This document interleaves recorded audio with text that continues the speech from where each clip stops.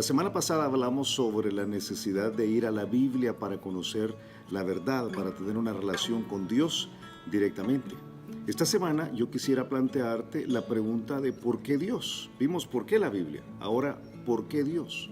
¿Por qué recurrir a Dios, o por lo menos al concepto que todos nosotros tenemos de Dios, para tratar de crecer espiritualmente, para tratar de mejorar como personas? Algunas cosas curiosas salen de la Biblia. Una de ellas es que en la palabra de Dios, la Biblia nunca trata de comprobar que Dios existe. Se abre la escritura en Génesis capítulo 1, versículo 1, diciendo precisamente, en el principio creó Dios los cielos y la tierra. No hay un intento a través de los 1189 capítulos de la Biblia de comprobar que Dios exista. Sencillamente lo asume.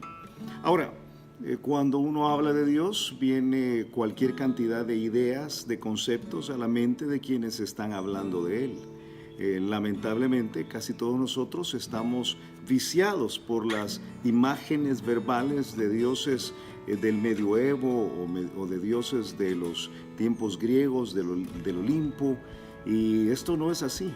La Biblia dice en Juan capítulo 1 que a Dios nadie le vio jamás. Dios mismo no tiene cuerpo en sí mismo.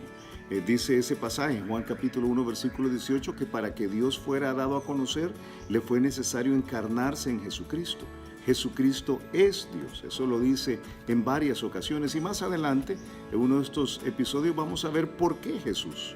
Pero ¿por qué Dios? La escritura dice en Jeremías capítulo 9, cuando está describiendo, Dios mismo está diciendo quién es el que vale la pena en esta tierra. Y dice así en el versículo 23, así dijo Jehová, no se alabe el sabio en su sabiduría, ni en su valentía se alabe el valiente, ni el rico se alabe en sus riquezas. Lo que está haciendo el Espíritu Santo aquí está señalando, está estableciendo aquellas cosas que todos nosotros consideramos como el éxito de la vida.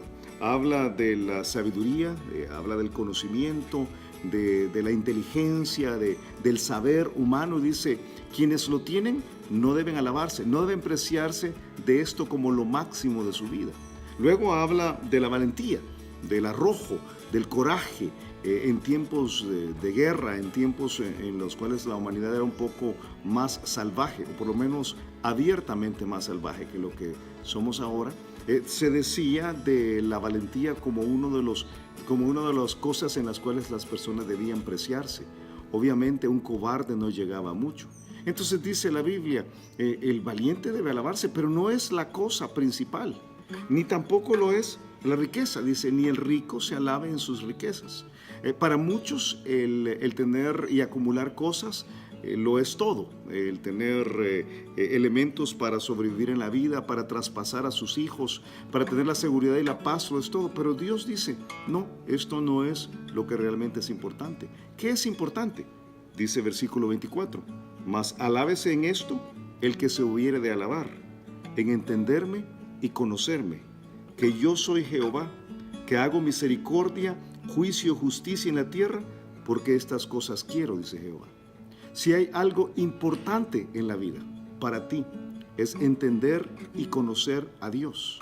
Entender quién es Él, conocerlo a Él personalmente. Toda la Biblia, toda la Escritura es la historia de cómo Dios quiere manifestarse al hombre para que nosotros le conozcamos. Él desea en su ser más interior tener una comunión perfecta con cada uno de nosotros. Pero no puede ser con el Dios que es el Dios de nuestra imaginación, que nosotros hemos elaborado con nuestros conceptos. Tiene que ser el Dios que se revela aquí en las Escrituras y que dice este pasaje mismo, que está marcado por una vida de misericordia, donde Él no da a aquellos que nos merecemos el castigo, no nos lo da, porque Él se deleita en misericordia, dice otro pasaje. Pero también es una vida de rectitud, habla de juicio y de justicia.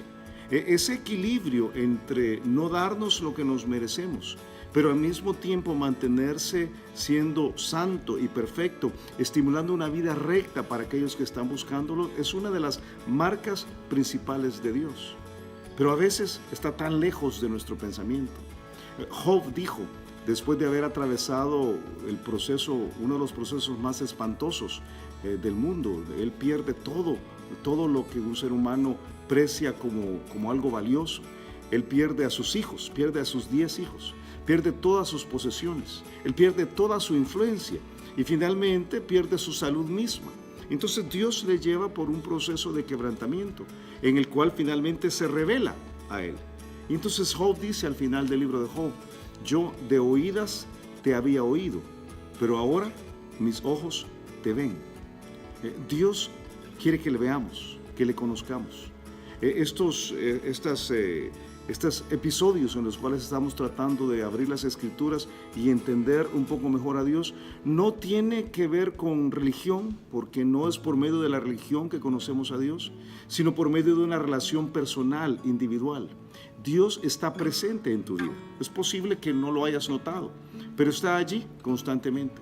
Estuvo allí esta mañana cuando te levantaste y ha estado contigo a lo largo de todo el proceso difícil de la vida, a lo largo del día. Y está contigo en el momento de acostarse. Y va a estar contigo en los momentos más difíciles de tu realidad. Pero Él quiere que tú le conozcas.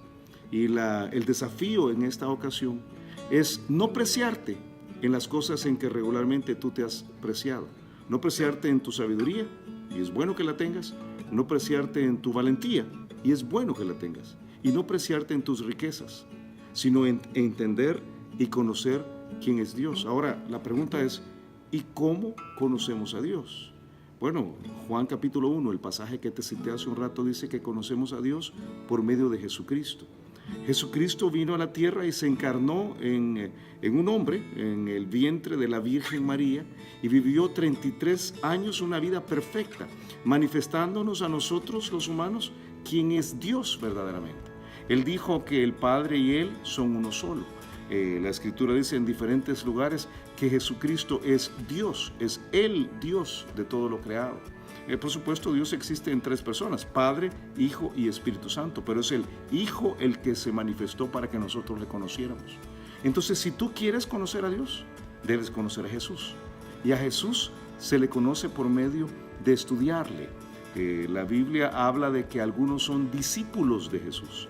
Y ser un discípulo no es más que crecer en el conocimiento, estudiar a aquel que llega a ser nuestro maestro.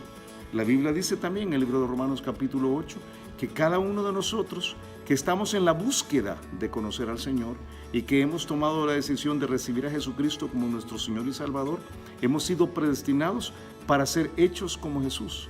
Entonces el desafío de esta semana es que tomes la decisión de conocer a Dios por medio de conocer a Jesús y de empezar un proceso en tu vida en el cual vas cambiando, vas transformándote un poco más en como Jesucristo fue al entender quién es Él y dejando de ser un poquito más lo que hasta este momento ha sido. Es posible. La Biblia dice que es posible con la fuerza que Dios mismo nos da. Que Dios te bendiga.